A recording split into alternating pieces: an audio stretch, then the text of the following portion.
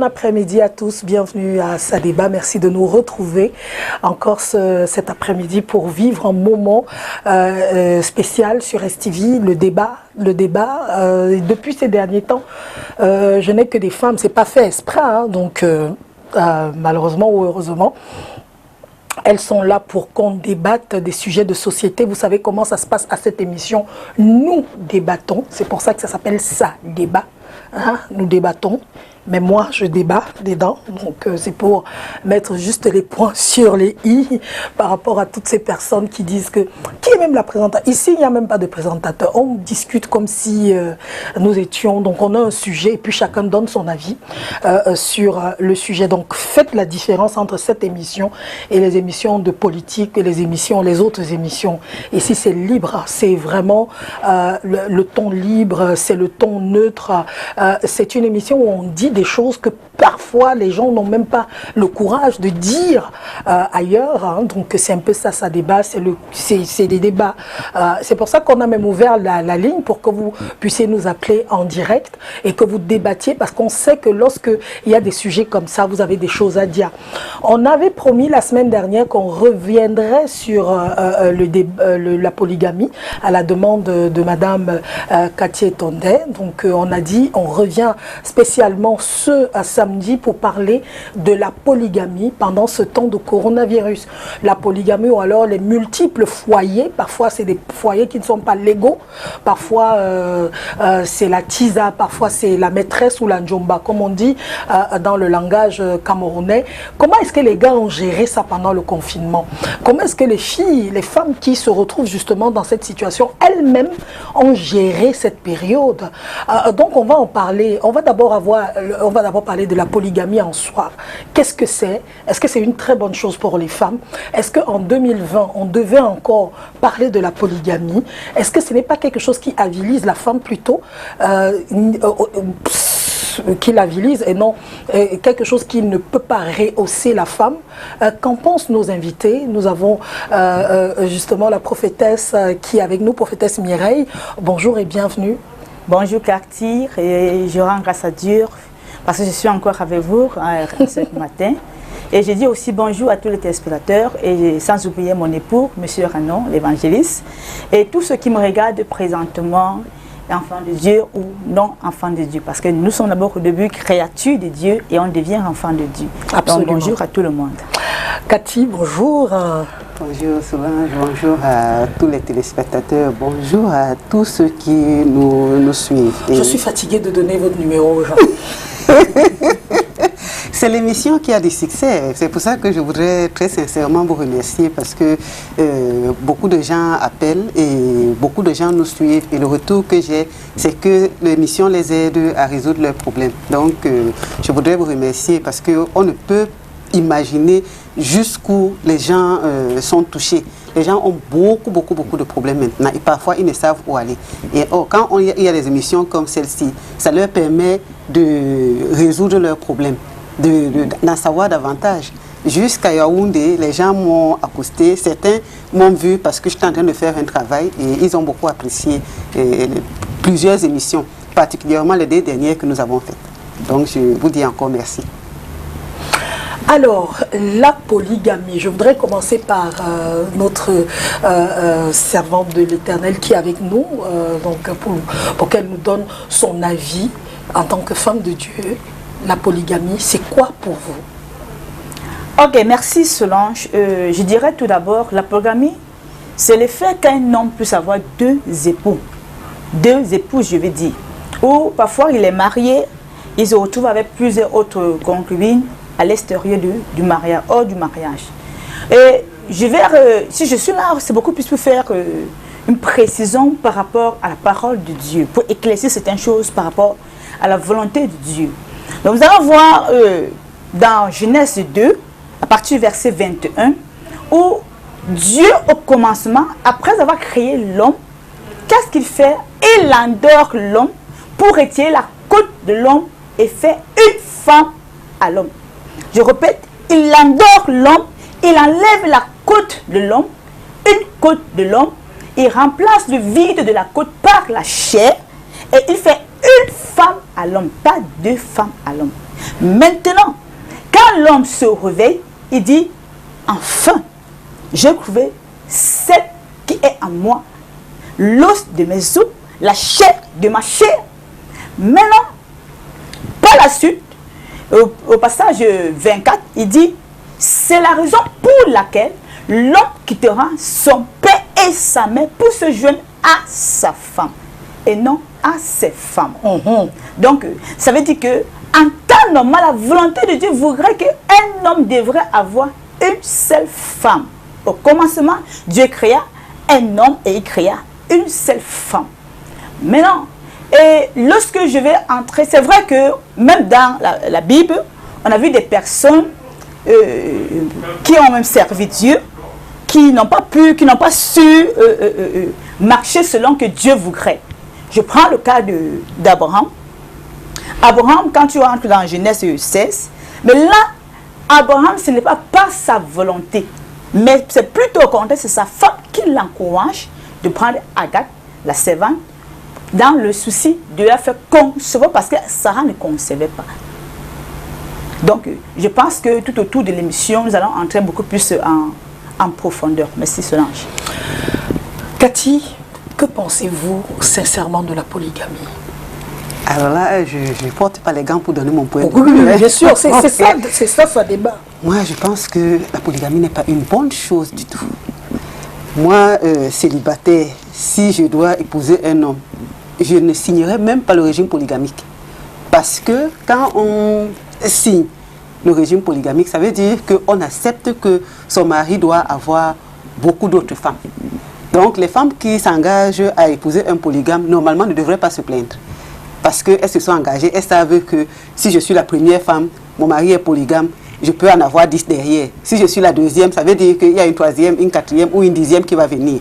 Donc, normalement, elles ne devraient pas se plaindre parce que les hommes ont été honnêtes vis-à-vis d'elles. Mais la polygamie n'est pas une bonne chose du tout parce qu'on voit beaucoup de problèmes que ça crée dans les familles. Quelqu'un m'a dit un jour que le pire, quelqu'un qui est né dans une famille polygamique, il me dit que le pire ennemi d'un enfant issu d'une famille polygamique, c'est son frère consanguin. Pourquoi? Parce que quand un homme a 2 femmes, les 2 femmes sont des rivales. Hein? Et les rivales, ce n'est pas des amis, elles ne se font pas de cadeaux. Ce pas les enfants de cœur. Exactement. Donc, quand elles commencent à faire leur bagarre, automatiquement, elles vont mêler leurs enfants. Par exemple, si une femme épouse un homme, il lui amène une 2e femme. Tout de suite, les enfants de elle, la première femme et les enfants en veulent à cette dame. Si elle commence à faire les enfants, en plus, elle nous apporte d'autres ennemis dans la maison. C'est comme ça que les problèmes commencent. Et ça ne s'arrête pas. Parfois, les hommes partent donc prendre une 3e femme parce qu'ils se disent que la 3e femme va équilibrer. Et ça, mais voit que le problème, c'est que c'est souvent incroyable. Il n'a pas réglé le premier problème. C'est-à-dire voilà. La première femme. Exactement. Ça dépasse. Parce que généralement, ça commence comment? Comme la première femme dérange, celle qu'il a épousée en premier, il dit, ok, je vais t'amener une 2e femme. C'est un signe d'échec de sa part. Hein? Et il croit que la 2e femme va venir gérer le problème avec la 2e. C'est échoue. Avec la 2e, il se dit, je vais prendre une 3e. Comme ça, vous allez vous taire toutes les 2 et vous allez, ça va échouer. Et parce que chacune qui arrive se dit, il faut que je cimente pour qu'après moi, il n'y a pas une autre personne. Exactement. Connaissant l'esprit des femmes. Oh là là. Et justement, pour embellir ce que vous êtes en train de dire, je reviens encore sur le cas d'Abraham. Qu'est-ce qui se passe? Au départ, Sarah ne parvient pas à concevoir. Ils ne sont pas prêts à supporter le fait qu'ils vont attendre pour longtemps avant que l'enfant ne vienne. Ils sont pressés.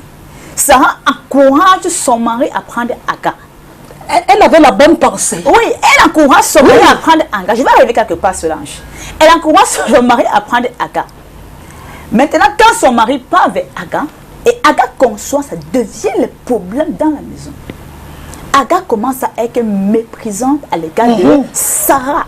C'est pas Sarah avait les bonnes idées au départ. C'est pour dire que la polygamie n'est pas une bonne chose. Et chose aussi, c'est que tu ne peux pas dire que tu dois te sentir heureuse avec une épouse. Non. Il y a toujours un problème. Et dans ce sens de polygamie, si l'homme a 10 femmes, ce qui est sûr, c'est que dans les 10 femmes, il y y a une femme qui est l'os de ses os. Ils ne peuvent pas aimer les 10 femmes de la même manière. Elles ne peuvent pas être toutes les os de ses os. Il y a une seule femme. Pourquoi donc chercher à avoir 10 femmes?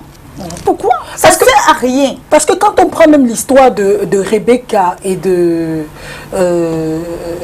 qui étaient deux sœurs, c'était Rachel et Rebecca, c'est ça? Oui, deux sœurs qui vont se marier avec le même homme, mais il y aura toujours la rivalité entre deux sœurs. C'est pas que c'est des filles qui sortent donc elles ont le même père et la même mère. Et sans tout oublier que, pour finir, qu'est-ce qui se passe? Aga se retrouve hors de la maison, c'est comme ça. Se retrouve hors du foyer parce que ça ne donne plus.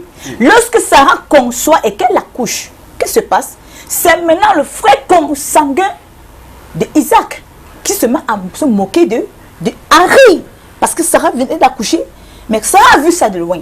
C'est pour dire que nous, les femmes, nous devons avoir un regard très très loin de notre foyer. Sarah a vu ça de loin, elle a dit non.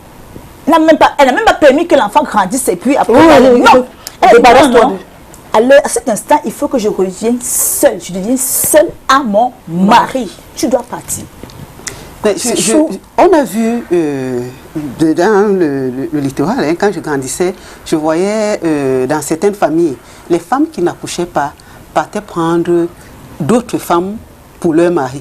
Parfois, elle se disait, je vais la prendre loin dans un village, comme ça, comme elle est naïve, quand elle va arriver, elle va faire ce que je veux, tu parles. Dès qu'elle ouvre les yeux, elle te rappelle qu'elle est aussi officiellement mariée. Et qu'elle dort avec le même homme que toi. Elle a les enfants, toi tu n'en as pas. Non seulement elle a les enfants, mais elle dort avec ton nom. Ça veut dire qu'elle a ce que toi tu as aussi. Exactement. Ce que tu as souvent dans la chambre là. Elle-même, elle l'a. En quoi elle va te respecter? Mais c'est ça. C'est ça. En fait, Solange, je dirais que la volonté de Dieu voudrait que l'homme devrait avoir une seule femme. C'est la raison pour laquelle au début, il crée un homme et une seule femme. Il dit c'est la chair de ta chair. Maintenant, la parole de Dieu nous dit dans Deutéronome 30, il dit Dieu met devant toi la vie et la mort. C'est à toi de choisir. Donc, si l'homme choisit entrer dans la mort, c'est-à-dire quand il se retrouve avec plusieurs femmes, c'est son secret qu'il a en train de creuser. Il ne peut pas avoir l'entente parmi les femmes. C'est difficile. Même si elles font semblant de s'entendre, il y a toujours un folklore en bas. Il y a toujours un folklore. Parce que si Sarah, au départ, croyait aimer Agathe, à la fin, là, elle a dit non, je ne peux pas. Aimer Agathe, d'ailleurs, avec l'enfant. Abraham voulait durcir. Dieu lui a dit que non, je ne t'avais pas envoyé prendre Agathe, s'il te plaît. Même si tu as accepté la proposition de ta femme, je ne t'ai pas envoyé. Je ne t'ai pas envoyé. Dieu lui a dit, écoute ce que Sarah lui dit. Pourquoi Dieu n'a pas dit laisser Agathe? Pourquoi? Parce qu'au départ, l'os des os d'Abraham, c'était Sarah. Il fallait donc que Abraham comprenne qu'il était en erreur et qu'il revienne donc sur son os des os. Parfois, les femmes pensent que font semblant de s'entendre parce que le mari qui se retrouve avec plusieurs femmes est obligé de développer un comportement de caïd. Sinon, ça ne marche pas. C'est même un sorcier. Voilà. À la limite, il monte une contre l'autre. Il a intérêt à les monter les unes contre les autres parce que sinon, c'est sa mort qui va arriver. Et ils finissent toujours mal, ces personnes-là. Parce que, comme on dit, celui qui a plusieurs femmes, l'homme qui a plusieurs femmes court le risque de dormir affamé. Parce qu'à un moment donné, elles ont tellement de rivalité entre elles que chacune pense que l'autre est là. Parfois, ils se retrouvent désespérément seuls. Ça, c'est vrai, c'est des réalités qu'on voit sur le terrain. Donc, certains pensent que si j'ai tout ce que je veux, ils me donnent ma maison, ils me donnent, même si elles sont dans deux pays différents, toujours est-il que le cœur leur relie. Donc, chacun pense voir dans quelle mesure il va faire en sorte que celle qui est aux États-Unis, qu'elle n'existe plus, que moi je reste seule au Cameroun. Donc, elles ne peuvent pas s'entendre. Dans certaines cultures, on pense que c'est même officiel, qu'il faut avoir plusieurs femmes, c'est conseillé. Mais quand on se rapproche des femmes qui sont dans ces cultures, elles ne sont pas contentes. Elles acceptent ça parce que c'est la tradition, mais elles ne sont pas contentes. Il y a certaines qui m'ont dit que c'est dans leur culture, dans leur environnement, les femmes pratiquent beaucoup. Quand une femme souffre dans un mariage et que sa maman vit encore, on lui dit comment ta fille peut souffrir dans le mariage parce que Tout le monde va chez le marabout pour pouvoir maintenir le même homme. Parfois aussi, on dit que quand quelqu'un est chef du village, il doit avoir beaucoup de femmes. Mais allez voir comment sont les enfants de ces chefs. C'est pénible pour eux. Donc maintenant aussi, de l'autre côté, il faut que nous les femmes, nous soyons honnêtes. Quand on va épouser quelqu'un, on sait que dans sa culture, il doit épouser plusieurs femmes. Il ne faut pas qu'on vienne faire des problèmes après. Mais pourquoi est-ce que les gens ont ce langage? Je vous pose la question à vous deux, que c'est parce qu'il y a beaucoup de femmes que les hommes sont obligés d'épouser plus. Sinon, il y aurait beaucoup de célibataires, beaucoup de femmes seules. Donc du coup, les hommes sont obligés de... En fait, c'est un cadeau qu'on fait à la femme en l'épousant. Non, mais cela, quand j'écoute ce genre de propos, ça me fait rire. Les gens veulent déjà devenir Dieu ou quoi? Dieu n'était pas fou de créer l'homme et la femme. C'est Dieu qui crée l'être humain. Si Dieu crée les hommes et il crée les femmes, il sait que chaque femme doit avoir un mari. C'est tout. Il ne faudrait pas que les gens commencent à faire le travail de Dieu et qu'ils laissent Dieu faire son travail. Sinon, Dieu aurait dit, Dieu savait, Dieu, avant que tu ne naisses, Dieu sait que tu dois naître. Avant que telle chose n'arrive, Dieu sait que telle chose doit arriver. Que les gens cessent de penser à la place de Dieu. Sinon, Dieu aurait dû créer un homme avec enlever ses deux côtes pour deux femmes. Mais Dieu a enlevé une seule côte. Il a dit, tu quittes ton père, ta mère pour te joindre à une femme. Donc, il ne faudrait pas que les gens, pour entrer dans le péché, ils disent que non, c'est pour aider Dieu. C'est parce qu'il y a beaucoup de femmes, il faut qu'on prenne 2, on prenne 10. Non. Ce n'est pas une raison valable. Moi, je trouve cette manière de réfléchir absurde. C'est justement parce que les humains veulent consacrer l'illégalité. Donc, il faut qu'ils trouvent des raisons valables pour faire ce qui n'est pas bien. La société est perpétuellement en mouvement. Quand on est jeune, tout le monde n'est pas en âge de se marier. Donc, les jeunes, parfois, sont plus nombreux. Parfois, c'est les garçons qui sont plus nombreux que les filles. Les filles sont plus nombreuses que les enfants. Mais tout le monde ne se marie pas au même moment. À un certain âge, les choses commencent à changer. Certains vont perdre leur femme, d'autres vont divorcer et ils vont se remarier. D'autres même préfèrent rester célibataires. Les femmes, hein, il y en a qui préfèrent avoir les enfants, ou alors elles n'ont pas d'enfants, elles sont célibataires. Et puis, quand on va plus loin, quand on a plus de 50 ans, et qu'on veut se marier, vraiment, ne cherchons pas les polygames parce qu'on court le risque pas d'épouser un homme qui n'a pas de femme, qui n'a pas d'enfant. Là, on cherche autre chose. Soit on épouse un veuf, soit on épouse un divorcé. Donc, ça fait toujours qu'il y ait l'équilibre dans la société. Ne disons pas que c'est parce que les femmes sont plus nombreuses. Peut-être que c'est vrai. Bon, est-ce que l'étude a vraiment démontré que c'est la vérité? Mais combien de personnes sont en âge de se marier? C'est la question qu'il faut se poser. Et chacun doit voir quelqu'un par rapport à son âge. Donc, pour justifier la polygamie, on dit que oui, c'est parce que les femmes sont plus nombreuses. Est-ce que ça a donc résolu le problème? Au contraire, ça a aggravé la situation. Parce qu'on voit vraiment rentrer dans les familles polygamiques, parler aux personnes qui sont ici des familles polygamiques. Je ne peux pas dire certaines choses ici, sinon certaines personnes vont se reconnaître. Mais c'est immonde ce qui se passe dans certaines familles. Vraiment, ça, c'est des choses qu'on devrait éviter. Mais pourquoi est-ce qu'ils ont aussi l'autre langage? Parce que moi, j'essaye de justifier la polygamie devant vous cet après-midi. Ils ont le langage que c'est africain, ça fait partie de la tradition africaine. Un vrai bantou doit avoir 2 femmes. C'est comme ça que ça a toujours été. Vous ne pouvez pas venir avec vos choses de blanc là. C'est comme ça que l'homme noir a toujours été, surtout le bantou. Il doit avoir 2, 3 femmes. Ok, affaire culture là, affaire tradition là, ce sont les hommes qui créent affaire culture, affaire tradition. Bon, au début quand Dieu crée l'homme et la femme, il n'a pas dit que je suis en train de créer africain ou je suis en train de créer blanc. Non, il crée Ève et il crée Adam. Hein? Il n'a pas dit que parce que à cause de votre tradition, vous avez l'obligation d'avoir 10 femmes ou bien d'avoir que 20 femmes. Il n'a pas dit ça. Quand il créait l'être humain, il savait ce qu'il était en train de faire. Il ne faudrait pas que les gens encouragent des choses qui ne glorifient pas Dieu. Moi, c'est parce que ça ne glorifie pas Dieu. Non, Dieu n'encourage pas ça. Dieu n'encourage pas le fait d'avoir plusieurs femmes. Dieu n'encourage pas l'adultère. Dieu n'encourage pas la fornication, par exemple. Non. Ça n'entre pas dans le règlement de Dieu. Ça n'entre pas dans le règlement de Dieu. Donc maintenant, cette tradition, ceci, ce sont les hommes qui viennent et ils insèrent ces choses-là. Ils adorent des dieux, que Dieu n'est pas là-dedans. Vous allez voir, par exemple, à l'ouest, on va dire non, les crânes de ceci, à chefferie, à telle ceci, on fait les incantations de ceci, on fait les incantations de cela. Mais Dieu n'a pas par ça. Lorsque tu regardes dans l'Ancien Testament, Dieu est le Dieu de Baal. C'était un combat. Ceux qui adoraient le Dieu de Baal, c'était un combat.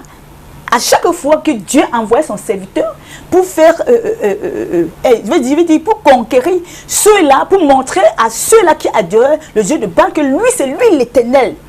C'est lui qui est le dernier mot, c'est lui qui est au-dessus de tous ces dieux-là. Donc je pense même que ceux qui continuent à adorer les crânes et à adorer, à dire non, la tradition de ceci, les incantations de cela. Que c'est pour ça que l'Afrique ne se développe pas, justement, parce qu'on a pris les manières de blanc. Non, ça n'a pas de sens. Ça n'a pas de sens. Je dis encore, au départ, quand Dieu crée l'homme, il n'a pas dit c'est un noir, mais c'est une blanche. Il crée Ève, il crée Adam. Et puis c'est Ève et Adam qui développent, qui fait à ce que le monde soit plein. C'est ça le début. Donc il ne faudrait pas que... maintenant les Africains, les hommes commencent maintenant à mettre sur pied leur culture. Donc chez nous, on va faire que comme ceci. Chez nous, on fait comme ça. Mais est-ce que dans la Bible, il est écrit que chez nous, on va faire comme ça? Non. La Bible dit tu dois marcher comme ci, comme ci, comme ceci. Mais plutôt au contraire. Par exemple, on va dire non, on peut au village à chefferie, on fait, quand on prend quelqu'un comme chef, on va lui faire emballer de ceci, de cela, on va faire les invitations. Mais ce n'est pas écrit nulle part dans la Bible. Où on va te faire emballer des herbes, emballer des produits, emballer des fixes. Non, tu n'as pas besoin de ça. Ce que tu as besoin, c'est le Saint-Esprit. Point barre, le Saint-Esprit fait son travail. Ouais. Je pense que ceux qui pensent à la tradition, je le disais tout à l'heure, est-ce qu'ils pensent un seul instant au mal qu'ils font aux autres? Parce qu'il faut regarder si ça nous rapporte, qu'est-ce que ça nous rapporte? Est-ce que ça rend heureux? Est-ce que, parce que on est l'enfant d'un chef... Non, quelqu'un dit, mon grand-père avait eu 18 femmes. Mon père avait 15 femmes. Donc moi aussi, je dois avoir beaucoup de femmes. Et pourtant qu'il a souffert de tout ça. Hein? Parce que ceux même qui disent ça, ils expliquent d'abord comment est-ce qu'ils ont souffert de tout ça. Mais ils ont tendance à reproduire la même chose. Bon, peut-être aussi parce qu'ils n'ont pas un autre modèle devant eux. Ils n'ont pas une autre éducation. Parce que là aussi, il faut qu'on les éduque, qu'on leur apprenne que ce n'est pas bon. Maintenant, si on va dans la cour d'un chef, vraiment les chefs, excusez-moi, et qu'on voit plusieurs femmes et plusieurs enfants, qu'on écoute leurs problèmes, est-ce que ceux qui épousent ces femmes et qui leur font avoir ces problèmes tiennent compte de leurs sentiments, tiennent compte de la douleur qu'elles subissent, que leurs enfants subissent? Un jour, j'étais dans un taxi, j'ai suivi dans une émission, je sais dans quelle radio, quelqu'un disait que dans le village, le père avait 8 femmes.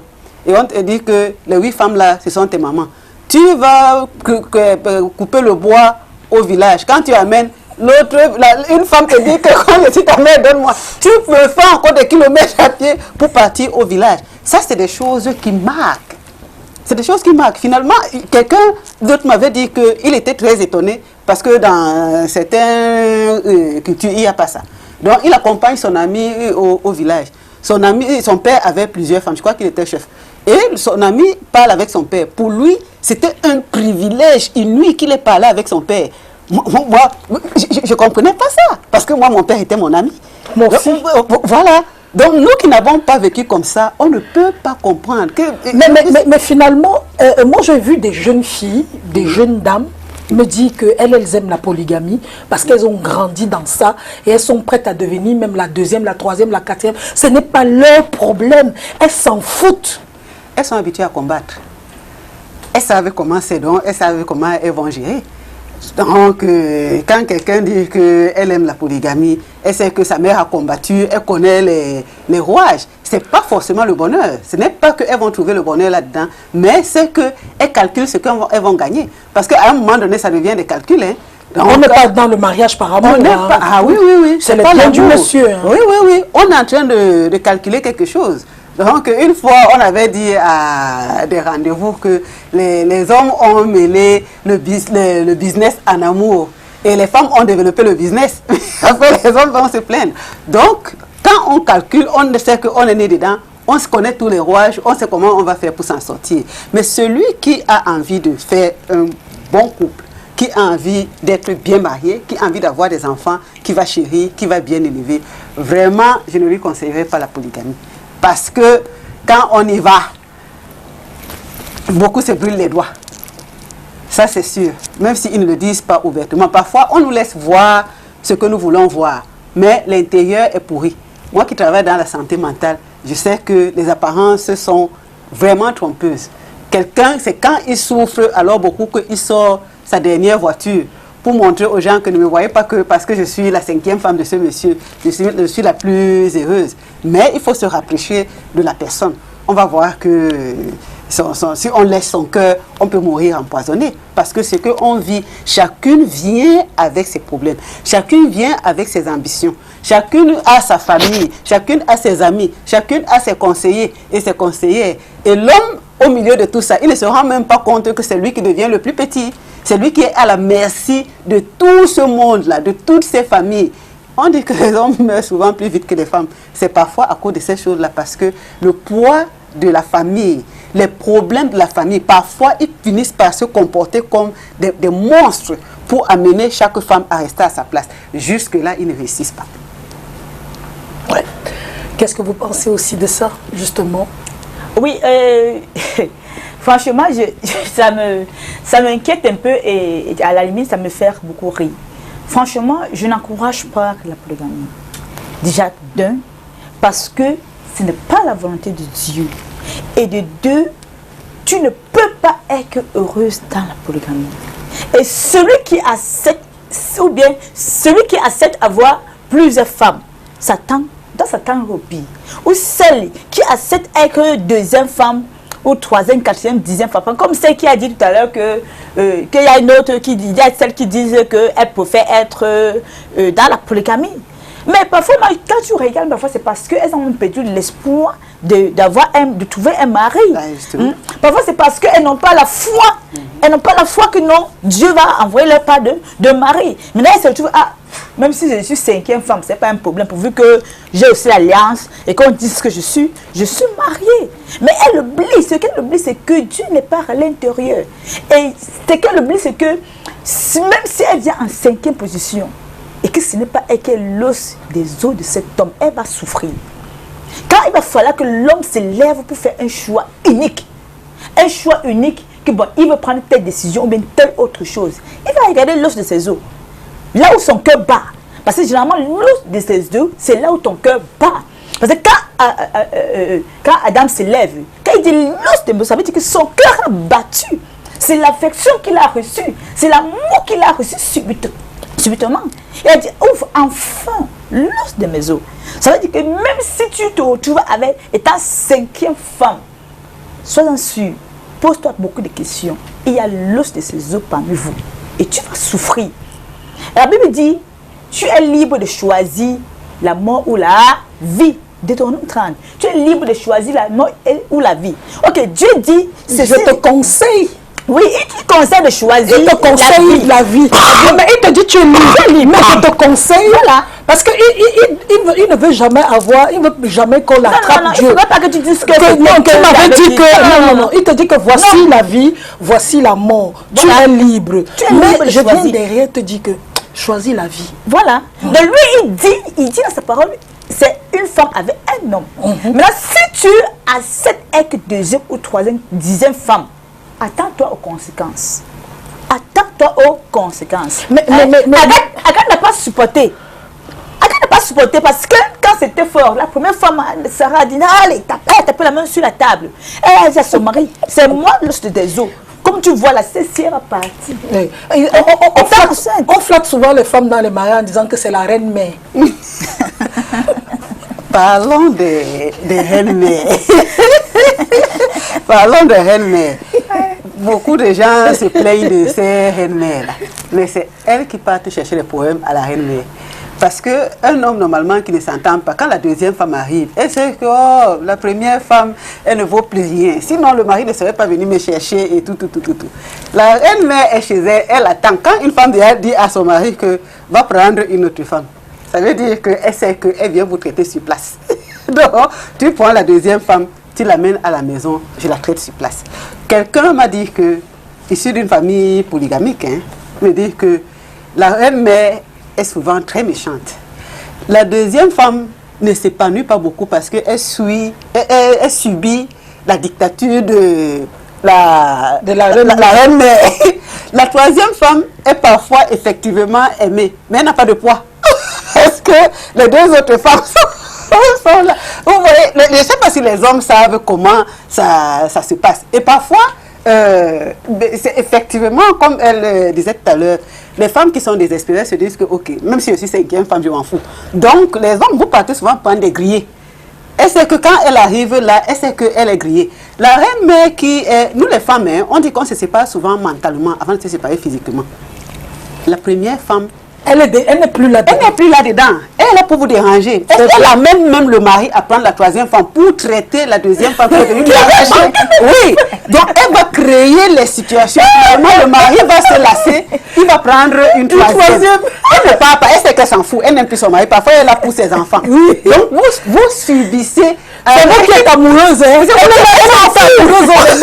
L'amour, ça entend son cœur. Oui. Elle est là pour d'autres. Faites n'importe quoi. Elle sait que vous êtes venu là. Elle vous traite chez elle. Donc c'est ça les réalités de la polygamie que les hommes ne connaissent pas. Parfois ils se disent qu'ils sont très forts, mais non. Mais on dit que les mamans d'avant, parce que moi j'aime les mots là, les mamans d'avant étaient très... non, les mamans d'avant étaient patientes, parce que moi il y a quelqu'un qui m'a raconté leur polygamie. Les deux mamans s'entendaient comme deux sœurs et... Elles n'avaient pas de problème quand le papa est mort. Elles sont même restées ensemble, deux veuves dans la même maison, sans problème. Elles étaient devenues des sœurs.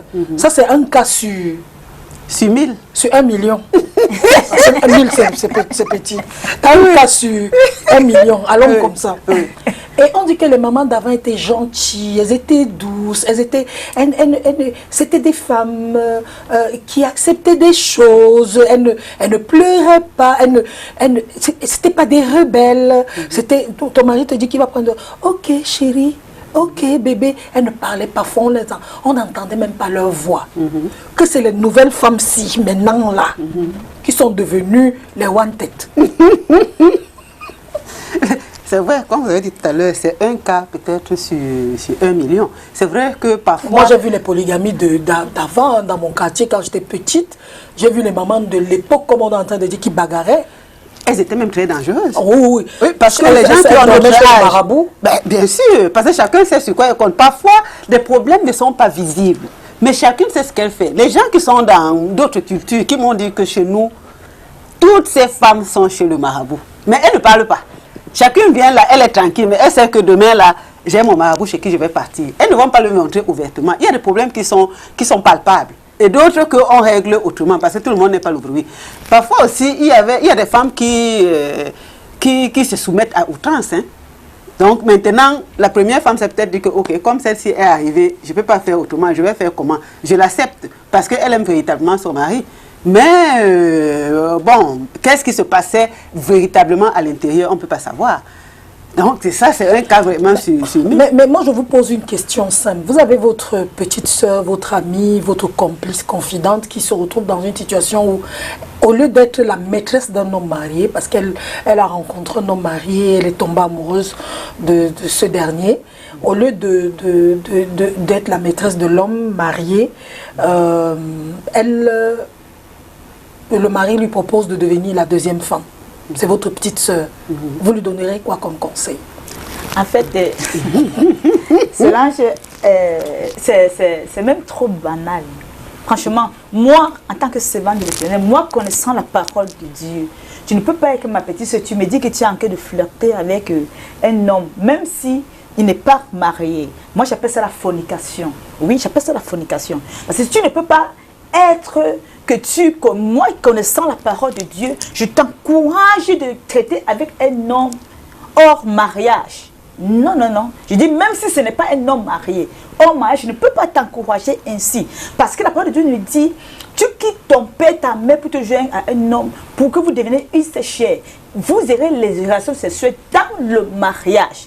Dans le mariage. Maintenant, qui t'a dit que tu es déjà entré à l'intérieur avant que moi je me rends compte que peut-être tu es déjà en train de traiter avec le monsieur, et le monsieur est marié.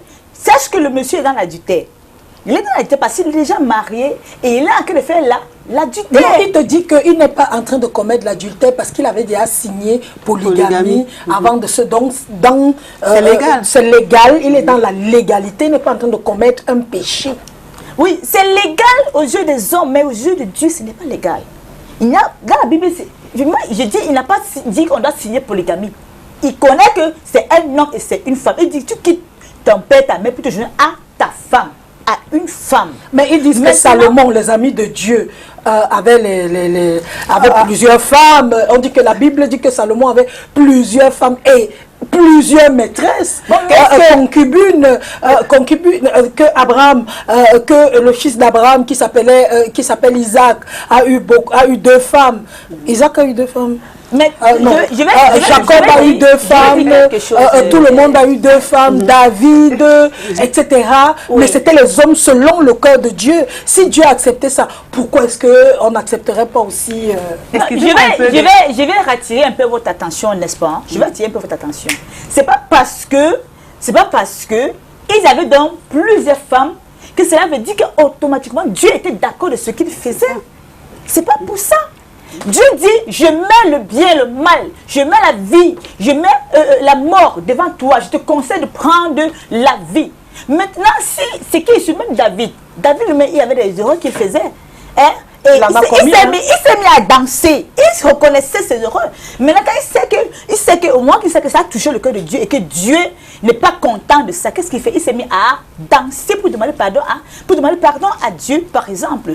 Donc, même s'ils ont eu le cas d'Abraham, je dis encore le cas d'Abraham, on voit que pour finir, Abraham se retrouve avec sa femme, Sarah. Agar n'est plus là. Il se retrouve maintenant avec sa femme, Sarah. Donc, c'est pour dire ceci, même tout autre serviteur dans la Bible qui ont servi Dieu dans l'Ancien Testament, c'est vrai que Dieu disait, vous allez marcher comme ceci, marcher comme cela, mais par moment, ils pouvaient se retrouver en train de faire ce que Dieu ne voudrait pas. Ils pouvaient se retrouver en train de faire ce... C'est pas parce qu'ils ont fait que cela veut dire qu'automatiquement, c'est la volonté de Dieu. Non, c'est pas la volonté de Dieu. Je voudrais aussi dire que quand on parle de Salomon, on parle de Jacob, c'était des cas particuliers. Et c'était l'Ancien Testament aussi. Qu'est-ce que Salomon a dit après? Il a eu 700 femmes et 300 concubines. Il a regretté, d'ailleurs c'est même ça qui a fait sa chute. Oui, Salomon a dit que tout est vanité, il a compris qu'il n'y a rien derrière. Jacob a épousé 2 femmes, pourquoi? Il a été berné la première fois, il a pris une autre femme. Dieu a laissé ces choses pour des raisons précises. Et lui-même, il leur a dit que ce n'était pas bien. Et eux-mêmes ont eu le temps de voir que ce n'était pas la bonne pratique. Ils sont rentrés en arrière. Mais nous, les humains, nous aujourd'hui, quand bien même on voit tout ce que ça crée, on veut absolument montrer que c'est des choses qui doivent être faites parce qu'on est bantou et c'est comme ça. Oui. François dit bonsoir mesdames, pour moi la polygamie est une coutume africaine et la majorité de nos aïeux étaient des polygames. Ils ont eu de meilleures vies que nous autres modernistes.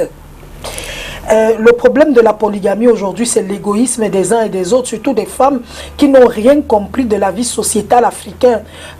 Bon débat, François de Lokbaba. Je ne suis pas d'accord avec ça parce que c'est très facile. Quand c'est l'homme qui va prendre plusieurs femmes, c'est très facile qu'ils disent que les femmes ne veulent pas comprendre. Mais si on mettait l'inverse, dernièrement, je suivais la conversation de 2 personnes, des hommes. L'un disait que si j'attrape ma femme avec un homme, je casse le pied de cet homme. Pourquoi il casse son pied? Parce que ce que l'homme ressent quand sa femme le trompe, c'est la même chose que la femme ressent quand son mari la trompe. Donc, comme les hommes ont l'impression que c'est à leur avantage, alors que c'est un piège. On veut embellir ça, on veut dire qu'on est africain. On est africain, ça ne veut rien dire. Si tous les Africains étaient des bandits, est-ce à dire que le banditisme est une bonne chose? Non. Si tous les Africains étaient des voleurs, est-ce qu'à dire que c'est parce que c'est dans notre culture africaine, c'est une bonne chose? Mais non. Il faut savoir ce qui est bon pour nous et ce qui ne l'est pas. Et par amour pour la personne qu'on a en face de soi, vraiment respectons-la. La qualité, le mariage n'est pas stable parce qu'on a beaucoup de femmes. Ce n'est pas la quantité qui compte en matière de mariage, en matière d'amour. C'est la qualité de la femme qu'on a. Donc, la polygamie, c'est un aveu d'échec. Je n'ai pas été capable de m'occuper de la première femme, de régler les problèmes avec elle. Je vais prendre une deuxième. Quand la deuxième arrive, je n'ai pas été capable de gérer tous les deux. Je vais prendre une troisième. plus on prend les femmes, plus on démontre nos limites. Donc, et on crée des problèmes. On crée des problèmes à nos familles, on crée des problèmes à nous-mêmes. Donc moi, je ne conseillerais pas, par exemple, à ma soeur ou à n'importe qui. J'ai dit au départ que moi, même le régime polygamique, je ne signe pas, même si je suis la première femme. Donc si j'ai... oui, si je dois me marier, le mari me dit régime polygamique, je dis que non, prends la deuxième femme une fois, vous continuez votre chemin. Ça, parce que ça ouvre la porte à beaucoup de choses. Je ne pourrais donc pas conseiller à quelqu'un d'autre d'aller le signer. Oui. Parce que c'est très facile. Les gens qui n'arrivent pas bien à gérer leur célibat, parfois, par la situation, ils se disent que bon, ok, autant y aller. Oui, même si je m'avais dans la cuisine, oui, comme m'avait dit quelqu'un dans une chanson. Oui, même si tu me mets dans la cuisine, même au magasin, je vais seulement rester. L'essentiel, c'est que je sois aussi mariée. C'est ça. Est-ce que ce n'est pas aussi, avant que je ne lise les messages, il y a tellement de messages, c'est chaud, hein? Ce thème, la polygamie est grave. Je vous pose une question. Est-ce que ce n'est pas aussi dû à la mentalité de notre société aujourd'hui qui veut que quand une femme n'est pas mariée, on pointe du doigt, on lui pointe du doigt et on dit qu'elle est une ratée, une rococo, une désespérée. La société la met au banc de touche. Tu ne vaux rien parce que dès que tu veux ouvrir ta bouche pour parler, tu es marié. Si tu n'es pas marié, tais-toi. Tu es marié. Si tu n'es pas marié, tais-toi.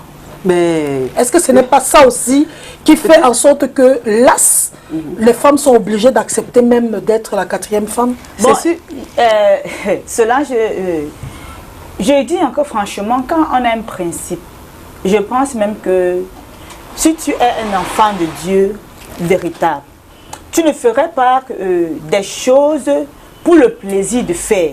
Tu ne ferais pas des choses parce que la société se moque de toi, ou bien parce que la société dit non, tu n'es pas marié. C'est vrai que parfois certains sont sur l'influence là. Je vais prendre un cas peut-être dans une famille où tu es là à la maison, par exemple tu es l'aîné et toutes tes petites soeurs sont là en mariage. C'est stressant.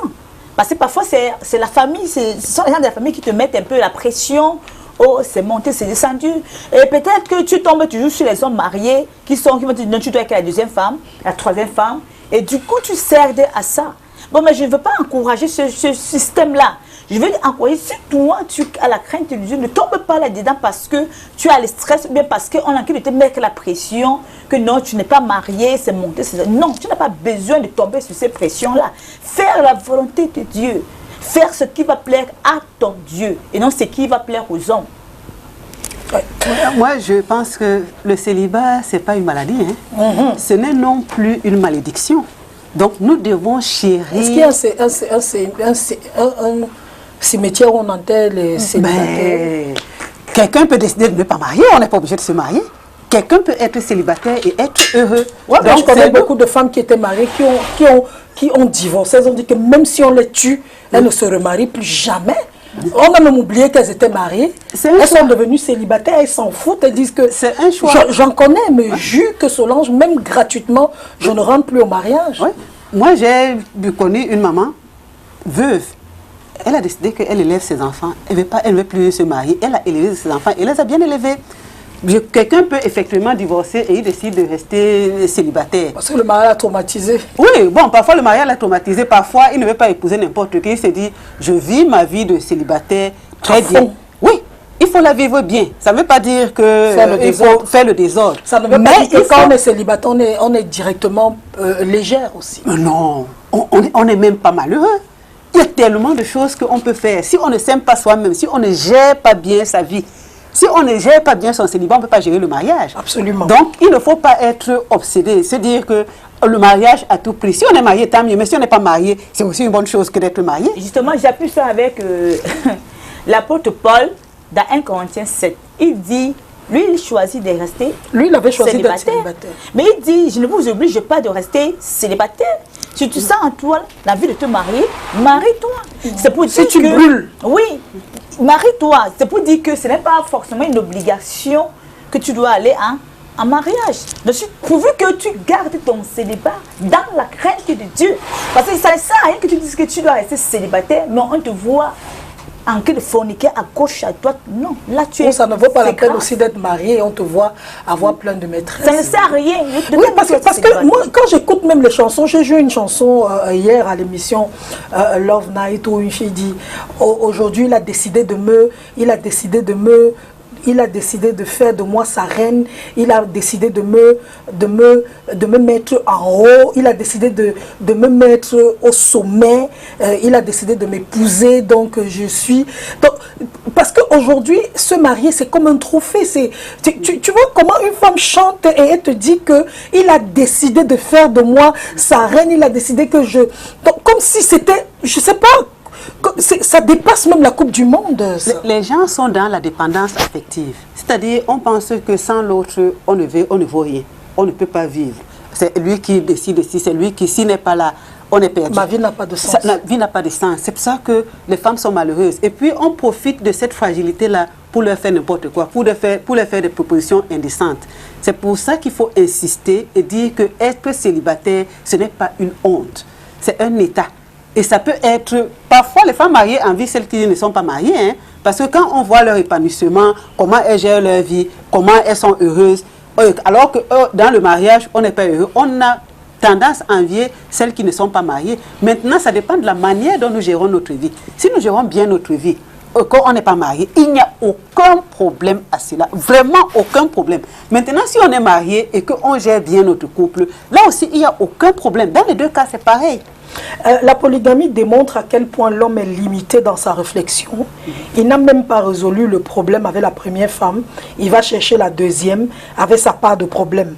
Questionnez les chefs de famille polygames. Donnez le nom de chacun de tes... Donnez-moi le nom de chacun de tes 30 enfants. Vous allez entendre les réponses de ça. Voilà, voyez la misère dans laquelle les enfants grandissent. Vraiment, ça ne vaut pas la peine. C'est signé Kissinger Frau. Ça, c'est vrai. C'est ce que je disais, qu'il faut aller dans ces familles. Il faut poser des questions aux femmes qui ont eu des co-épouses. Il faut pas, parfois, ça arrive jusqu'aux petits-fils. Parfois, c'est des petits-fils qui ont dit que mon grand-père ma mère a subi tel traumatisme, mes oncles ont eu tel problème. Les rivalités partent jusqu'aux petits-enfants, parfois jusqu'aux arrière-petits-enfants. Il faut les questionner. Parce qu'on nous montre souvent ce qu'on a envie de voir. C'est un calvaire que beaucoup de gens vivent. Et beaucoup de gens grandissent avec des lourdes charges dans la tête. Certains reproduisent ça parfois parce qu'ils ne peuvent pas faire autrement. Ils n'ont pas pu faire la part des choses. Donc, finalement, bon, comme je dois me marier, je n'ai pas eu un modèle devant moi. Et puis, ils sont bloqués parce qu'ils grandissent avec des problèmes psychologiques graves. C'est des phénomènes de société. S'il vous plaît, mesdames, le débat est trop moderne. L'amour, c'est le sacrifice. Il faudrait que quelqu'un se sacrifie pour le bien-être de l'autre. Surtout la femme qui est amenée à faire ce sacrifice par amour, bien sûr. Mais si la femme prend son mari comme une possession, dans ce cas, elle aura du mal. Je ne suis pas sûre que j'ai bien compris. Ça veut dire que... Non, mais attends. Ça veut dire que la femme doit... Pendant longtemps, on a pensé que le cœur de la femme n'existe pas. Non, permets que je parle, Solange, franchement. Dieu dit, il prend l'homme, il enlève la côte de l'homme, il fait sa femme avec, la femme de l'homme avec. Il dit, te voilà, la voilà, vous êtes maintenant une seule personne et non deux personnes. Ça veut dire que l'homme doit t'appartenir. Et non que ton mari que Dieu a donné, ou même ta femme que Dieu a donnée, doit être avec une autre personne. Donc ça veut dire, l'homme doit être ta possession, c'est normal. Donc le fait qu'elles disent que l'homme ne devrait pas être, que les femmes ne pensent pas que l'homme doit être leur possession, plutôt au contraire. Si tu te maries avec un homme en temps normal, l'homme est ta possession. C'est ton mari, c'est pour toi. C'est pour toi. C'est pas pour que tu départages ça à gauche, à droite. Non. C'est pas pour qu'elle soit départagée à gauche, à droite. Dieu a enlevé la côte et a dit, c'est ta femme. Maintenant, vous n'êtes plus deux, mais vous êtes plutôt une seule chair. Vous êtes plutôt une seule personne. Ça veut dire que on prend une personne, on prend une autre personne, on les unit et ils font une seule personne. Ça veut dire qu'ils sont possessés. Ils sont possessifs les uns les autres. Tu vois tel, tu as vu l'autre, tu as vu la femme. Si tu vois la femme, tu as vu l'homme. En tant que moi, ça doit être ainsi. Salut le plateau. À mon avis, la polygamie est un problème. Les hommes font de la polygamie à cause de leur désir sexuel. La polygamie est synonyme de l'enfer. Nous dit Yamto de Unamuno. Voilà. C'est lui qui signe ce message. Justement, il y a beaucoup de femmes qui disent que je préfère que mon mari épouse soit polygame, au moins je connais ma rivale, que d'avoir les maîtresses dehors et je ne les connais pas. Mieux, c'est officiel, elle est là, je sais que quand il n'est pas avec moi, il est chez elle. Donc ça veut dire qu'elle encourage donc... Elles se sont résignées. Elle encourage donc l'homme même à du terrain. Elle encourage même donc l'homme même à faire la fornication. Parce que elle dit que quand l'homme, au lieu que l'homme sorte tous les jours... Oui, je suis sûre que d'aller quelque part. En temps normal, si tu as la crainte de Dieu, tu ne peux même pas encourager l'homme d'aller vers une autre femme. Non. Non, non. C'est ton mari. C'est ton mari à toi. Toi, tu es sa colte. Tu es sa colte que Dieu a retirée. Et pour dire que vous êtes une seule chair. Donc, en temps normal, tu ne dois même pas vouloir qu'il puisse avoir une deuxième femme. Il ne doit même pas avoir une deuxième femme. Tu es la seule. Dieu n'était pas fou. Dieu n'était pas fou de dire que j'ai créé une seule femme à cet homme. Pas deux. Il enlevait une côte, et non deux. Parfois, ces femmes sont dépassées. Elles sont désespérées. Elles entendent que le mari a une femme à Akwa, il a une autre à Yaoundé, il a une autre à Ngaoundé. Elles se disent que bon, peut-être que si elles viennent toutes rester avec moi, ça va empêcher qu'ils partent. Mais ce qu'on ne voyait pas, ça devient visible devant nous.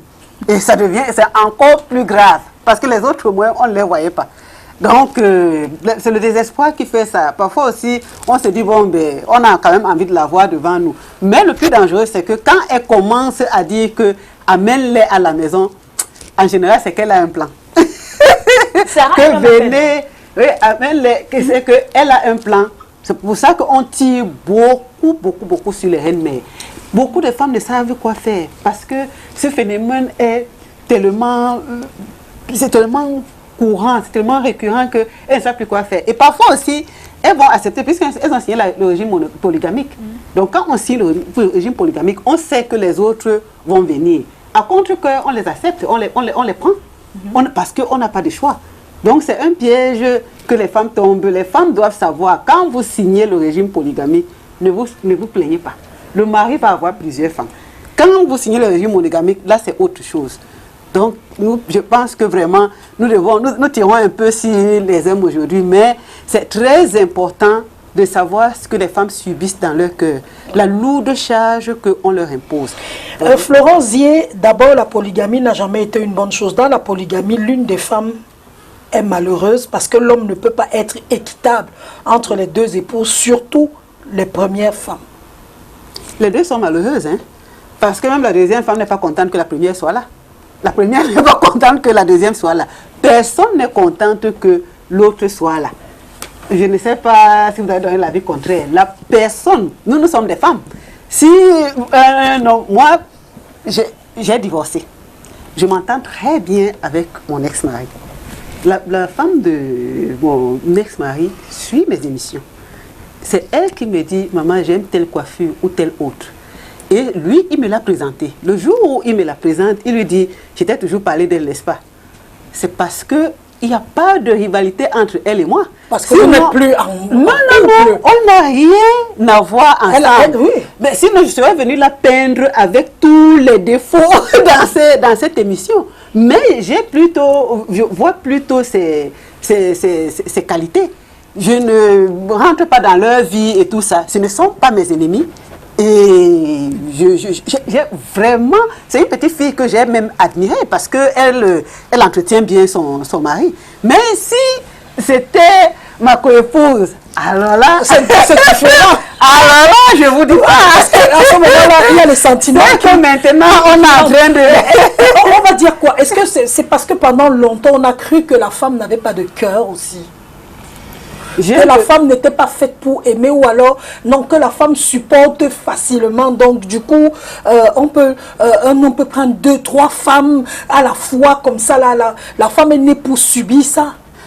Parce que j'ai le sentiment, avant que vous allez donner votre point de vue, les femmes ont accepté beaucoup de choses à contre-cœur. Et puis, comme la polygamie est acceptée, les femmes ont subi ça. Elles ont reçu des pressions. Parfois même, on essaie de les convaincre qu'elles sont obligées d'accepter. Mais ça n'a pas empêché qu'il y ait des conséquences, qu'elles aient mal.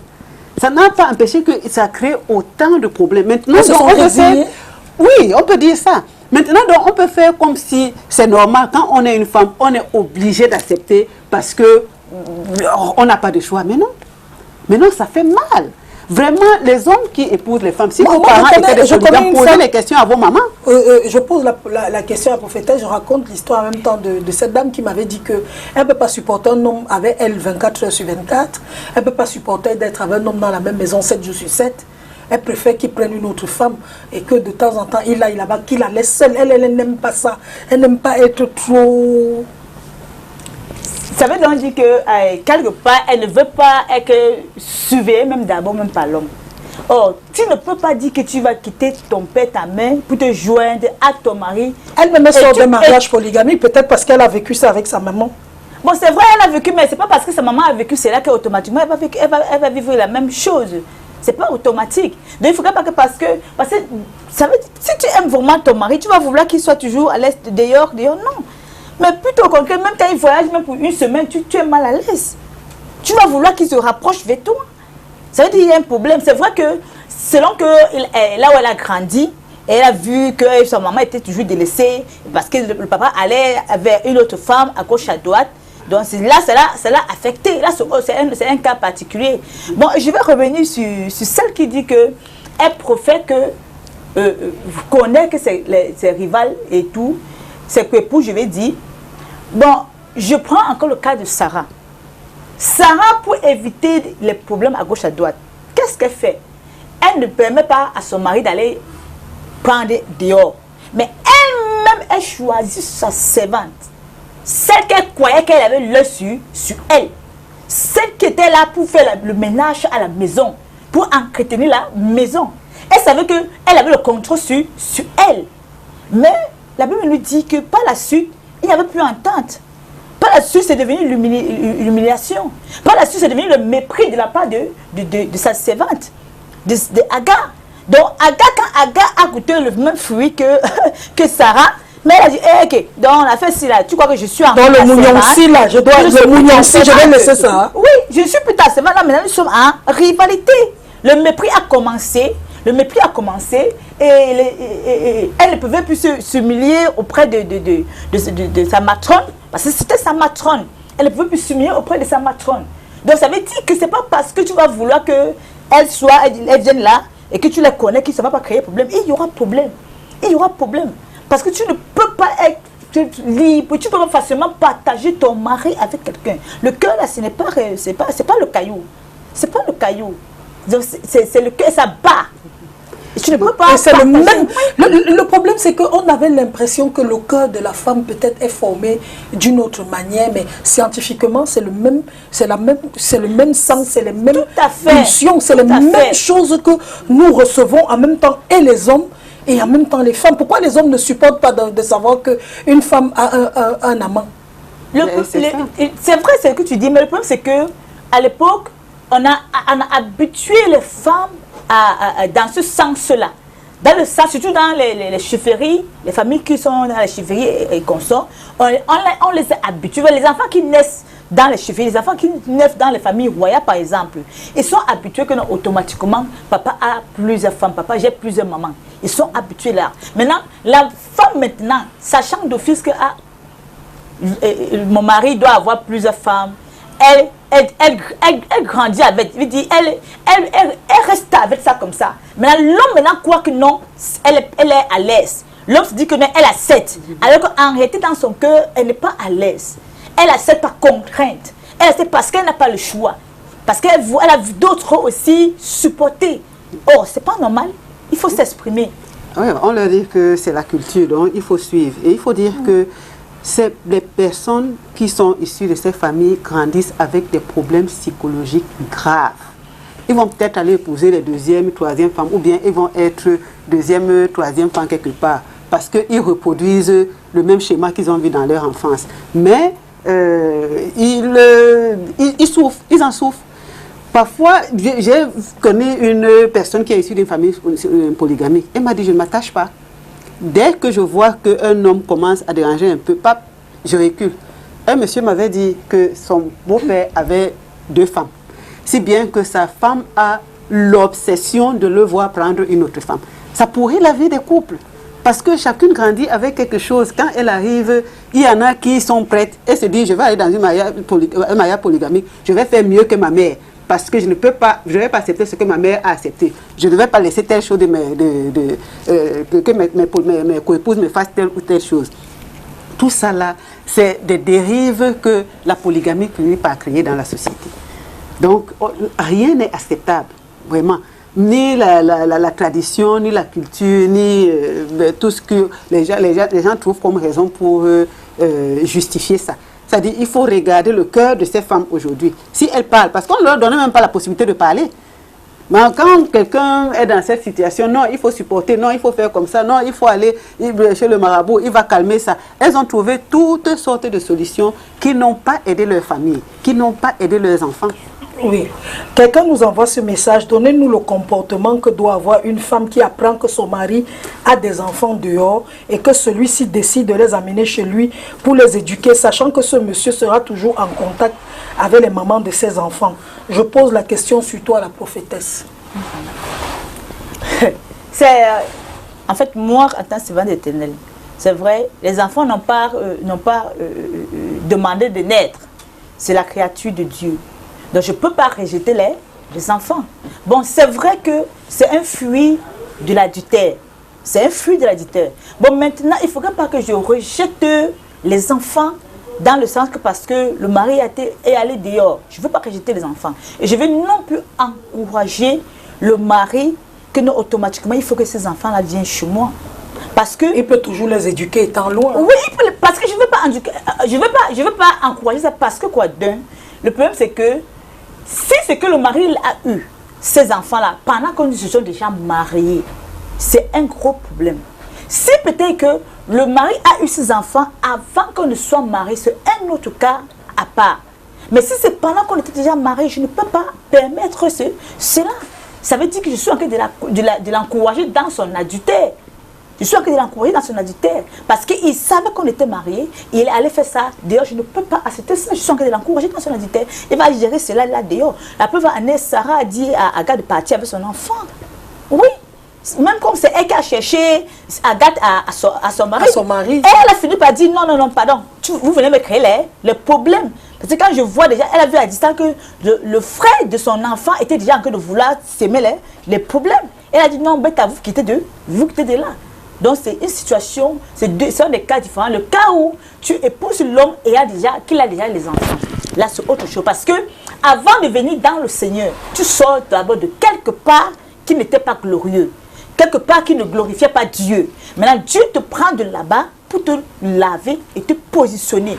Maintenant, si Dieu t'a déjà lavé et t'a positionné, et tu t'es mis encore dans les erreurs, moi je ne peux pas encourager ces erreurs-là. Je ne peux pas encourager ces erreurs. Donc, je ne suis pas d'accord. Oui, je dirais que ce n'est pas facile de s'occuper de l'enfant de quelqu'un.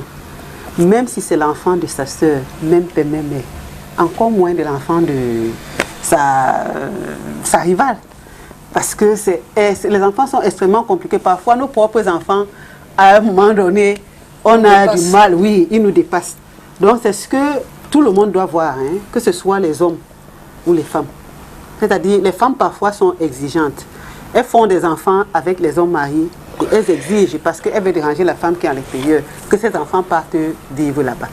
Vraiment, si quelqu'un peut élever ses enfants seul, moi je le conseillerais au lieu d'aller déranger la femme qui est tranquillement, qui ne vous a rien demandé. Et il y a aussi des hommes qui sont méchants. Hein. Ils peuvent récupérer l'enfant pour amener à la maison. Bonjour. Bonjour. Bonjour, allez-y. Oui, bonjour. Oui, j'aimerais participer à l'émission. J'ai l'habitude de vous écouter. Je suis au Congo Brazzaville. Il y a la coach d'église qui m'a vraiment intéressé, mais aujourd'hui, je crois quand même que tout ce qu'elle est en train de dire, elle est un peu gauche. Je ne suis pas d'avis lorsque vous tirez constamment sur la polygamie. Je ne crois pas. Je crois que la femme est un peu plus égoïste ces derniers temps. Quand on parle de vie, je vois la princesse qui est en train de parler de vie. Je ne peux pas accepter ceci et cela. Il n'y a aucun prophète dans la Bible qui n'a pas été polygame. Aucun prophète de la Bible. Il n'a pas mentionné un seul. Toutes les des polygames. Si je prends Suleiman, qu'on appelle Salomon, il a eu des centaines et des centaines d'épouses et de concubines. Je dis tous les prophètes de la Bible ont été des polygames. Comme viennent les religions exportées, ceux qui viennent les aider pour pouvoir venir nous les épouser, je crois qu'à ça se soit fait. Et présentement, si nous devons le suivre ce qui se passe dans la réalité, statistiquement, nous avons plus de femmes que d'hommes. Si chacun homme devait prendre une seule femme, que deviendraient les autres femmes? Ça, c'est la première question.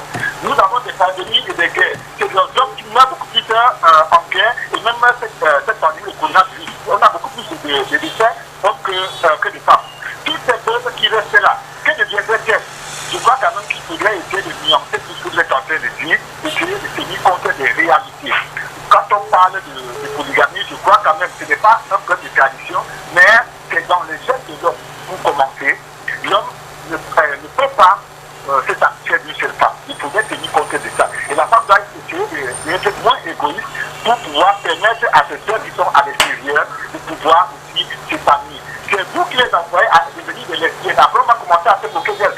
Voilà, deux femmes qui vont ensemble. Elles vont ensemble pour pouvoir, parce qu'il n'y a pas suffisamment. Donc, pour elles, elles ne trouvent pas d'homme. Donc, essayez de comprendre cela. Je crois que je vais m'arrêter. J'ai beaucoup de choses à dire, mais je préfère m'arrêter à ce niveau. J'ai déjà apprécié la cause de vie, qu'elle essaie de revoir son bagage d'aujourd'hui. Je crois qu'aujourd'hui, elle a fait des taper qu'elle peut raconter. La polygame, je suis complètement contre tout ce qu'elle peut raconter. La polygamie a toujours été dès la création du monde. Ce n'est pas parce que Adam et Ève étaient uniques, parce que Dieu a créé d'abord une seule personne. Au fur et à mesure que le genre humain a commencé à se développer, la polygamie s'est installée dès le premier siècle de la création. Je m'arrête là, je vous remercie beaucoup. Monsieur, vous qui nous avez appelé de Brazzaville, a-t-il dit, il est souvent très d'accord avec Cathy, mais aujourd'hui elle est à gauche, parce que comme Cathy dit ce qu'elle pense de son ventre, du coup Cathy est à gauche. De deux, il dit que c'est les choses des importées qu'on a ramenées. Quand vous citez les prophètes dans la Bible, ce ne sont pas les choses importées, c'est les choses d'où? C'est les choses de l'Afrique. Quand on parle du mariage dans la Bible, la célébration du mariage, ce qu'on célèbre même à la mairie, on s'est basé à la mairie, c'est dans le Nouveau Testament. C'est dans le Nouveau Testament, on dit, Marie, aimez vos femmes, femmes, soyez soumises à vos maris. C'est écrit. Donc, quand nous montre dans le Nouveau Testament, parce que le Nouveau Testament nous concerne, nous les chrétiens, un seul passage où on parle de la polygamie, et nous trouve le passage où on parle de la polygamie dans le Nouveau Testament, on change de langage. Oui, bonjour. Allô? Oui, bonjour, monsieur, bienvenue.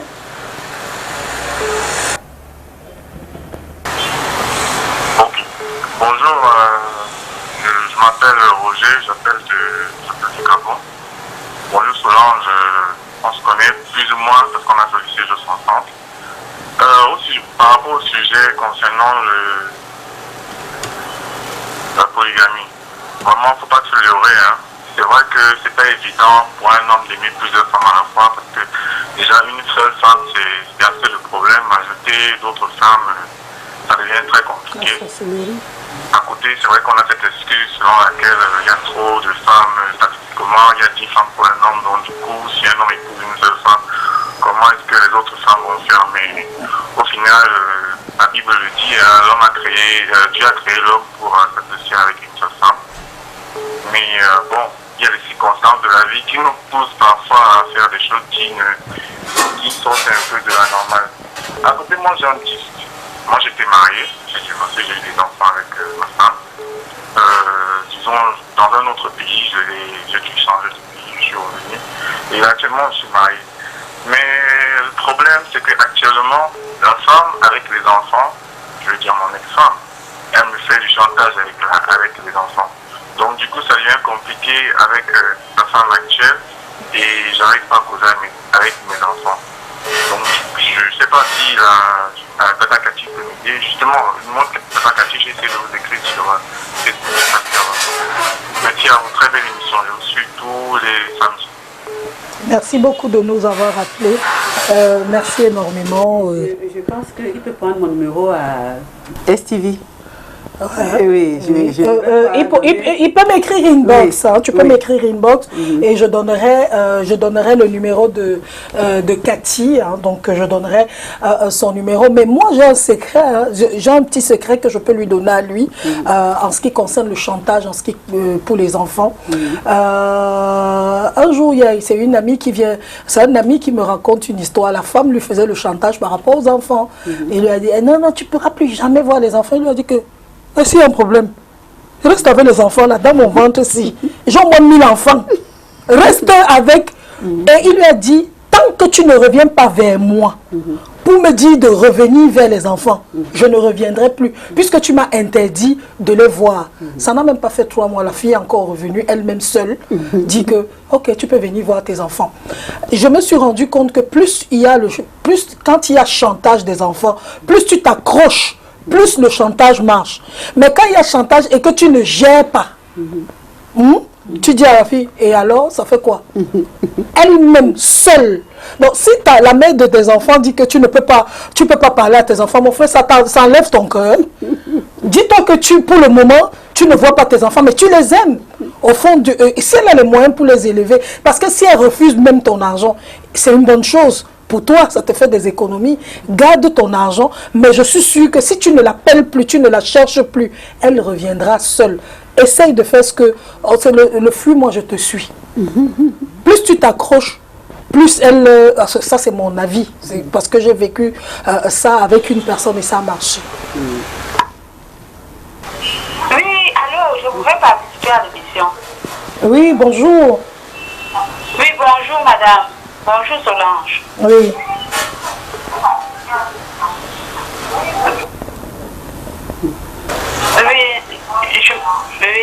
Je suis votre émission chaque fois et puis j'ai comme l'impression que certaines femmes donnent des avis et elles ne se rendent même pas compte. Moi je travaille aux affaires sociales et je vous dis Solange, 99% des femmes mariées sont les femmes les plus infidèles. Et ces femmes se plaignent que leur mari ne doivent pas prendre une deuxième femme. Pourtant, elles font des choses derrière le dos du mari. C'est très regrettable. Et j'aimerais que vous faites une émission par rapport aux femmes mariées infidèles. Elles sont pleines. Mais elles ne veulent pas lâcher le foyer. Elles sont toujours dedans. Elles trompent les hommes de gauche à droite. Merci beaucoup. Bonne journée à vous. Voilà. Cathy, un avis pour... Oui, je voudrais répondre à tous. En parlant de la polygamie, on met la main dans la fourmilière. Parce que forcément, ça ne va pas intéresser les hommes. C'est des secrets que nous sommes en train de mettre à nu. Donc c'est normal que l'autre monsieur réagisse comme ça. Et il parle de l'égoïsme. L'égoïsme est de quel côté? Du côté de celui qui prend plusieurs femmes, qui ne tient pas compte de ce que ressent sa femme, ou du côté de la femme qui accepte ses femmes ou qui refuse d'être avec elle. Maintenant, celle des affaires sociales, là, quand on est dans le social, vraiment, on ne voit pas la vie de la même façon. Quelqu'un va dire qu'il va avoir 1000 femmes. Tout le monde va applaudir, oui, si c'est les gérer, mais les travailleurs sociaux connaissent les conséquences, parce que les conséquences, là, ça revient toujours nous trouver là où on est. C'est vrai que beaucoup de femmes trompent leur mari maintenant. Elles trompent leur mari parce que nombreux sont ceux qui n'ont pas le courage de divorcer. Quelqu'un m'a dit un jour que quand on voit les mariages...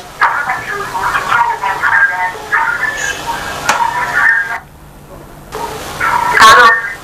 Oui, bonjour. Allô? Bonjour. Allô? Bonjour, allez-y.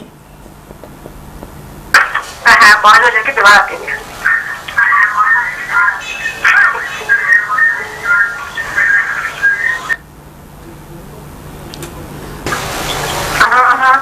Moi, c'est Madame Ngomjan.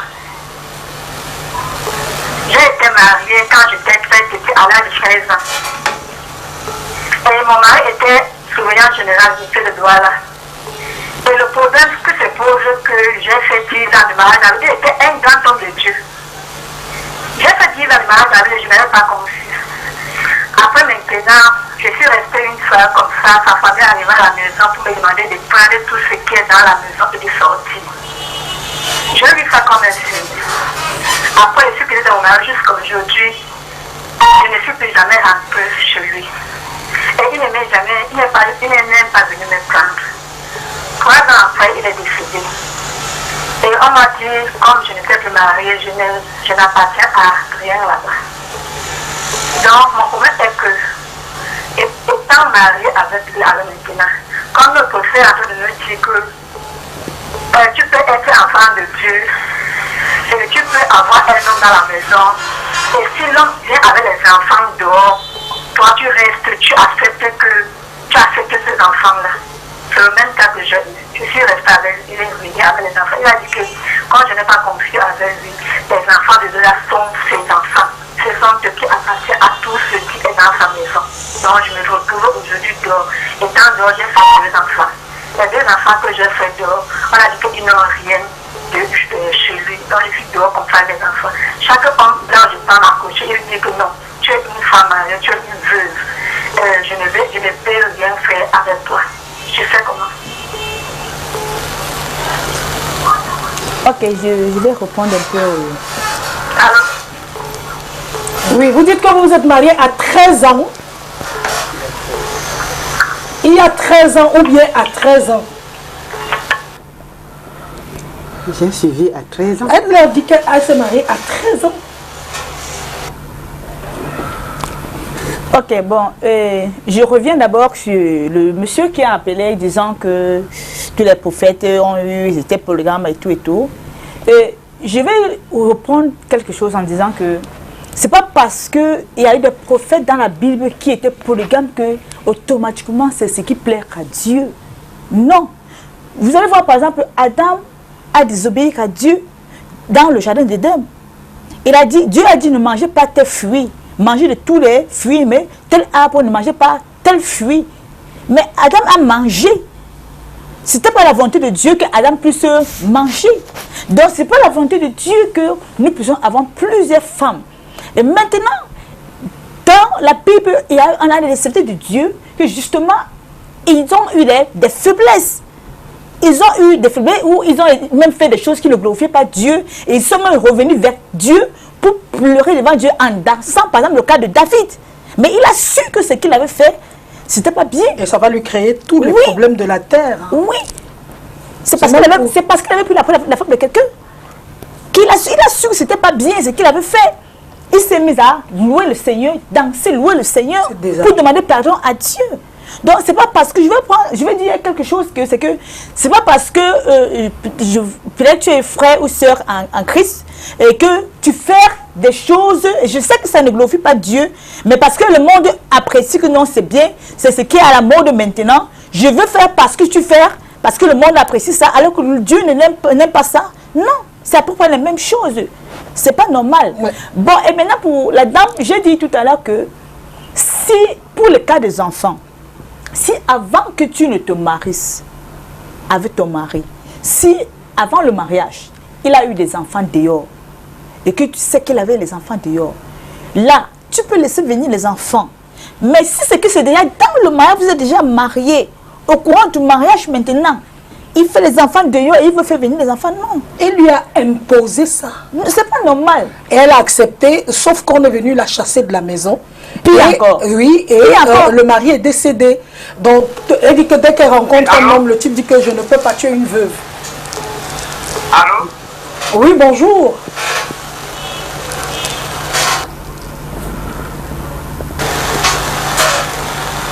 Allô? Oui, bonjour, allez-y, nous vous écoutons. Oui, bonjour, je vous écoute. Non, c'est nous qui vous écoutons, monsieur, c'est nous qui appelez. Ok.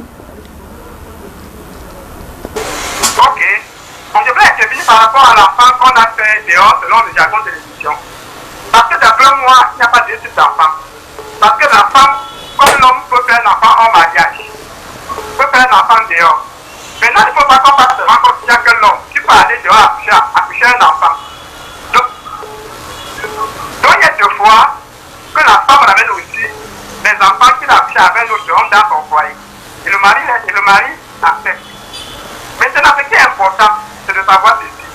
L'enfant, après tout, c'est une créature de Dieu. Si on vous avait mandaté pour assurer l'éducation de cet enfant, prendre soin de lui, ce n'est pas forcément pour autant dire qu'il faut faire la différence entre les enfants que tu as. Parce que l'enfant qu'on voit, qui n'est pas votre enfant légitime, ça peut être le cœur de la famille. Donc, ce soit l'homme qui ramène l'enfant au sein de la famille, ou la femme qui ramène un enfant au sein de la famille, cet enfant a les mêmes titres que les autres enfants. Parce que les gens prétendent dire que ce n'est pas l'enfant, ce n'est pas mon enfant, c'est l'enfant que mon mari a fait avec une autre femme. Ou l'homme papa dit que non, ce n'est pas mon enfant, c'est l'enfant que ma femme a fait avec un autre homme. Ça ne devrait pas exister dans tous les cas. Parce que pour moi, il n'y a pas deux types d'enfants. Les enfants qu'on incline souvent, on ne les gère pas bien, sont les enfants qui ont vraiment des potentialités, qui peuvent amener généralement la famille à aller très loin. Maintenant, on doit mettre les bâtons dans ces groupes, voyant que non, comme on prétend, il n'est pas légitime. Il ne bénéficie des mêmes droits que les autres enfants, c'est très faux. Donc, quand les femmes disent que l'enfant que mon mari a fait dehors, il ne doit pas entrer chez moi, il ne doit pas faire ceci, je suis désolé.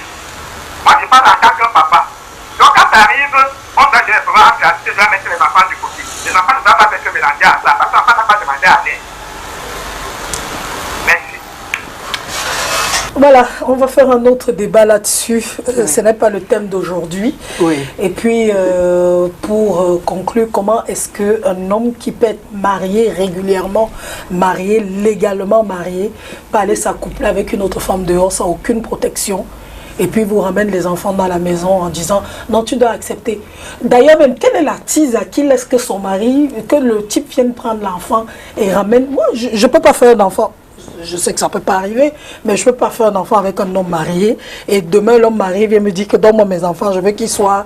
Et mon frère, mes mains sont coupées. C'est comment tu viens me prendre l'enfant là que je suis. J'étais quoi, une donneuse universelle ou bien une mère porteuse? Pourquoi tu viens? Non, je dois élever mes enfants. Mes enfants doivent être proches de moi. Mes enfants, c'est d'abord mon sang, avant d'être le sang de leur père, excusez-moi, mais c'est la vérité. Donc, les femmes qui acceptent même souvent ça, c'est pour faire le désordre.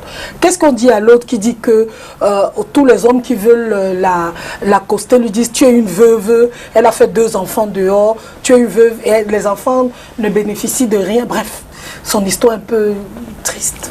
Non, mais le fait qu'elle soit une veuve ne veut pas dire qu'elle ne peut plus se remarier. Elle dit que tous les hommes disent... Ce n'est pas une raison. En fait, je dirais que au moment opportun où Dieu dira, voilà, c'est ton mari, cet homme-là ne verra pas qu'elle est veuve. Non.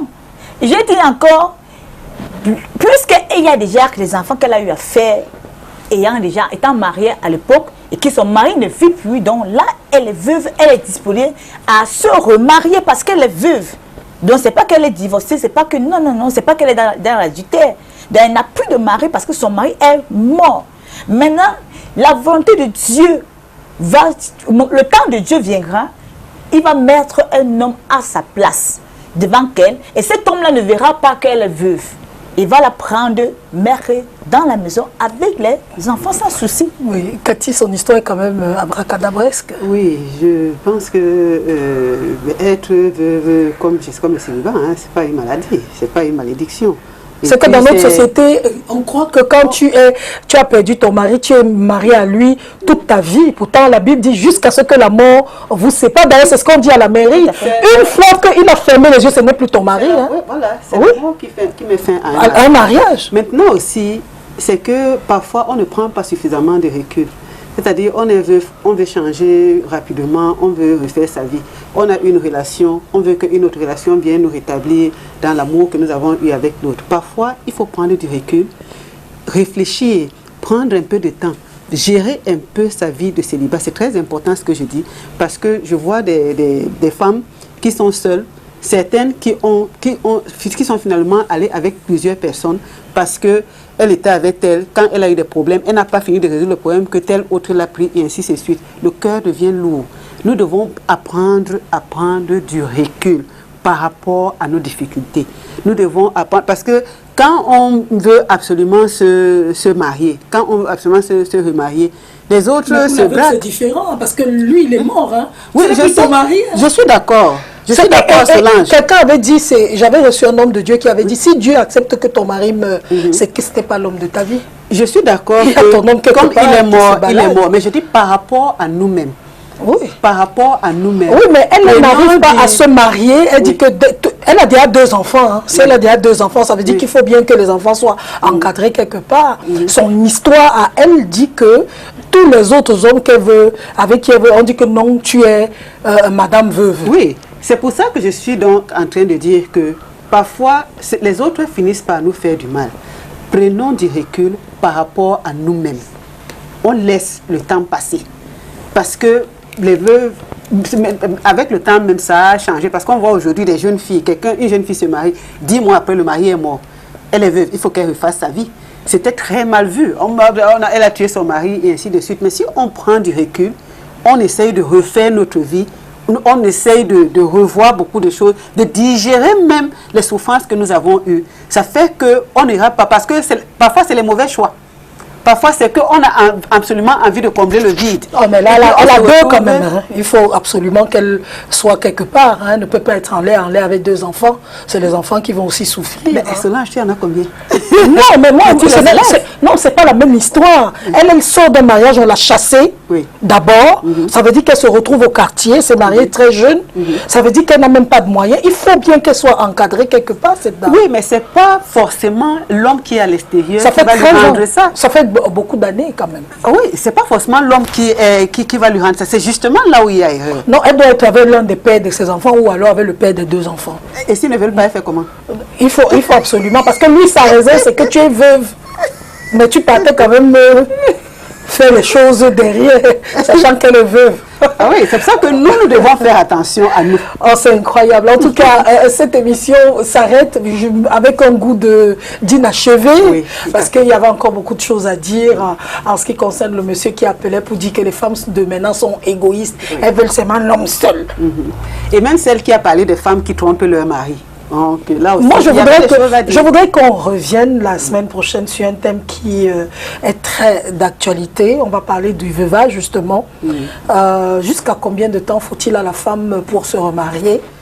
En Afrique, c'est un peu trop compliqué. Hein? Donc, parfois, on te laisse être marié avec un esprit, avec un fantôme, parce que quand le monsieur est mort, il est mort. On continue à te dire attacher. Finalement, tu es marié avec un esprit, jusqu'à combien de temps? Parce qu'en Côte d'Ivoire, il se passe une histoire. La veuve de Arafat, entre guillemets, parce qu'elle a commencé à sortir un peu, on dit non, elle se comporte mal, elle n'honore pas la mémoire de son mari. 9 mois, c'est trop tôt. Elle aurait pu attendre encore un peu, elle peut c'est quoi, 9 mois et tout. Et il y a d'autres gens qui disent que, mais est-ce que Arafat, lui, il aura attendu même 3 mois si c'était elle qui décédait avant? Bref, et je voudrais bien qu'on parle un peu du veuvage, de combien de temps après on peut décider de refaire sa vie. On en parle la semaine prochaine? Ok. C'est ça le souci. Ok. Bah, écoutez, portez-vous bien et puis bien des choses à vous. Merci de votre fidélité. Ceux qui veulent le numéro de Cathy ou de la prophétesse, sur la page Facebook de l'émission Ça débat, vous pouvez à tout moment nous écrire. On vous donnera les numéros inbox. Au revoir.